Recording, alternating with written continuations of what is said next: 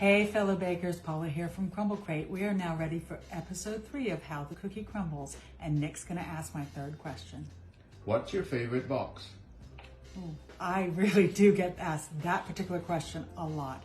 And of course, my initial answer is I can't pick a favorite. I really put a lot of my personal touch and my personal effort into every single box, from the recipe to the tools that are in there to the measurements, etc. So I really kind of get attached to each box.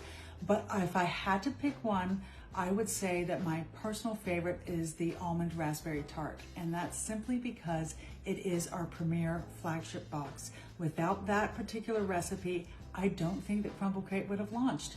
And so I really go to that recipe all the time. I recommend it for many different bakers, whether you're a beginning baker or a experienced baker. I think it provides something for everybody. It's fun, it's delicious, it's fantastic, and it's Crumble Crate.